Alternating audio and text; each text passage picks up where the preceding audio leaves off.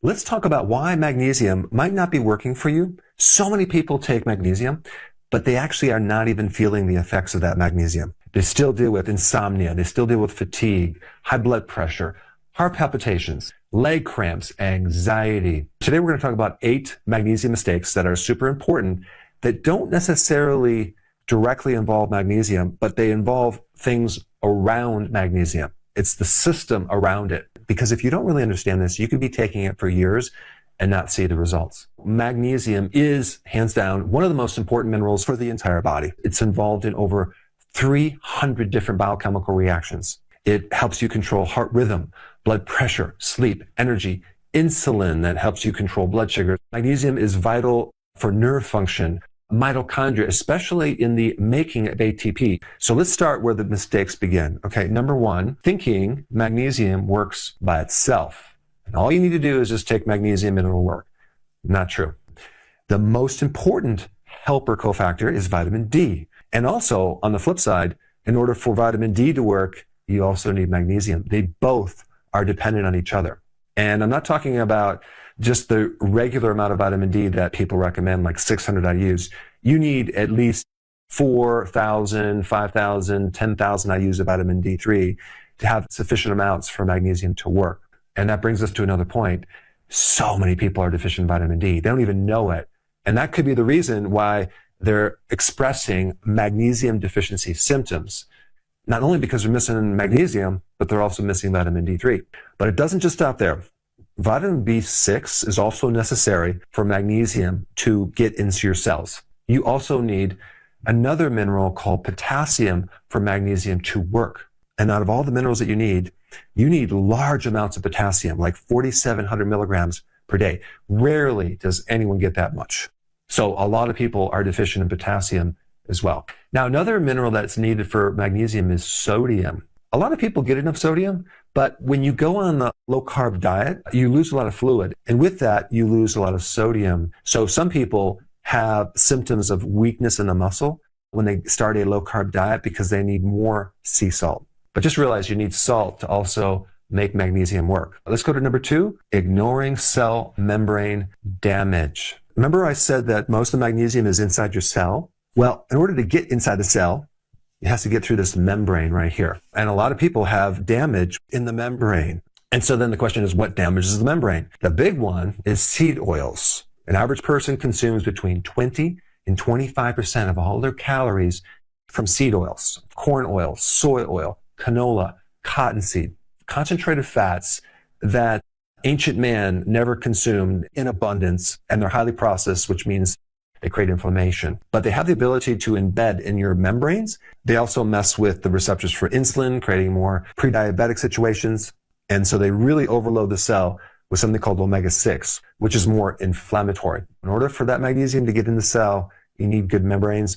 And this is why when someone stops consuming seed oil, it doesn't just solve the problem overnight. It takes literally like 600 days for all of that to be cleared out so those membranes can start working again. And I think also one symptom of a problem with the cell membranes is your arteries are rigid and you have high blood pressure. That's a clarifying symptom that you might have problems with the membranes because the inside of the body is very, very brittle and stiff. Number 3, understanding stress and what it does to magnesium. Stress is like causing a body reaction, okay? It's more of a body reaction than an emotion. It's shutting down your digestion.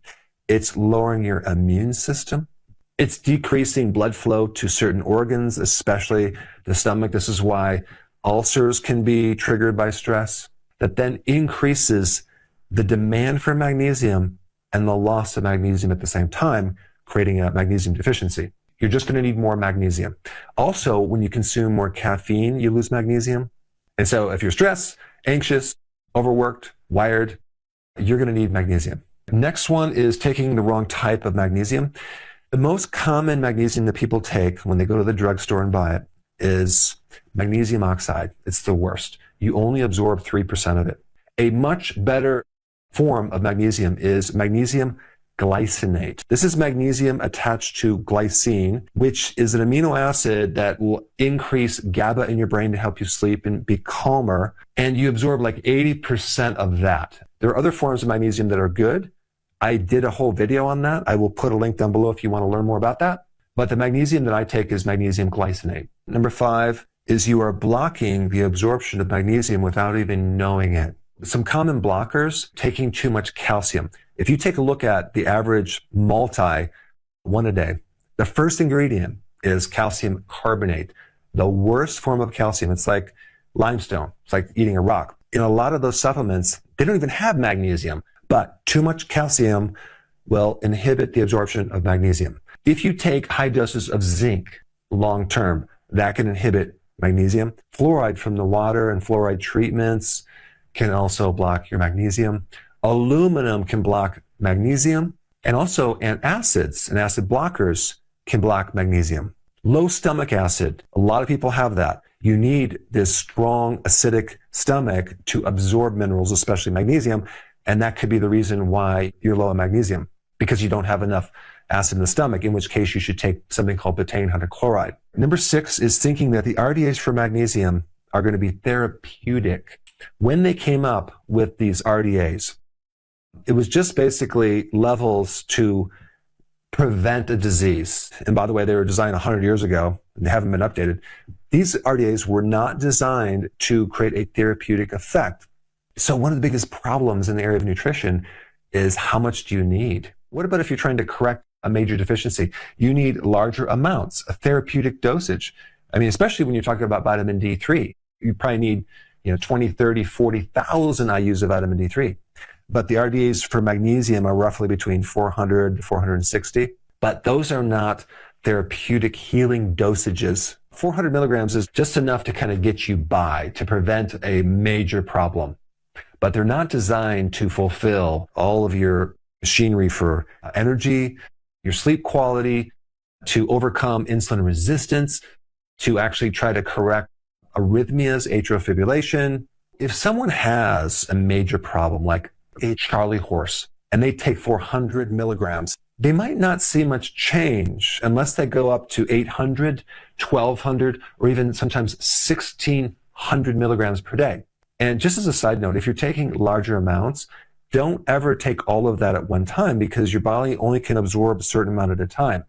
Break it down into smaller amounts and spread it through the day, between 300 or 400 milligrams at a time, and then just spread it out. That way you can actually start increasing more amounts if you're trying to create a therapeutic effect, especially if you're under stress or you have some type of illness, some type of chronic problem. Number 7, having unrealistic expectations. And I kind of just touched on that, but sometimes people have this idea that all I have to do is just take a little bit of magnesium and all my symptoms will go away right away, instantly, because it works like a drug. No, it does not work like a drug. Vitamins and minerals are helper things in biochemistry.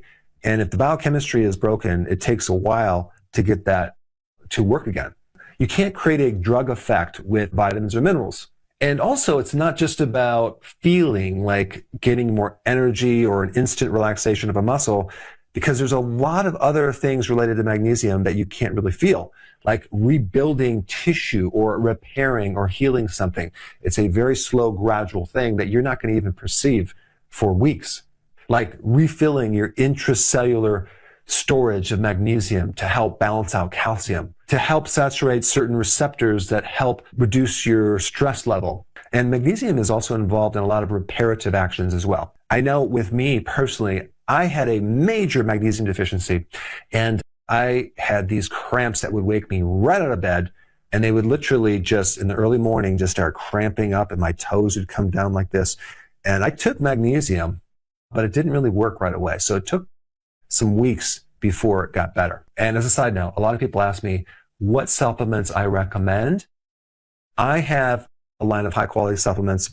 If you want more information about that, you can go to Amazon.com and search Dr. Berg supplements. Number 8, the missing insulin connection. It's where you consume a lot of carbohydrates or you eat frequent meals or you snack, and then all of a sudden insulin doesn't work anymore. And what's happening in the cells is you're developing insulin resistance. That alone will block the absorption of magnesium.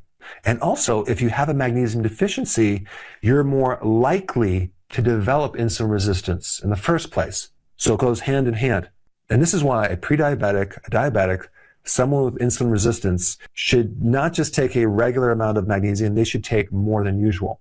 And on the flip side, when they're on low carb, they lose a lot of fluid, they lose more electrolytes sometimes, so they need to take magnesium, sodium, and potassium to kind of keep up their electrolytes for a different reason. Now, I only touched on 2 forms of magnesium. I think it's a very important topic. I created a video that covers all of the different types of magnesium. I made it really simple. It's not a long video. You should watch it. I put it up right here. Check it out.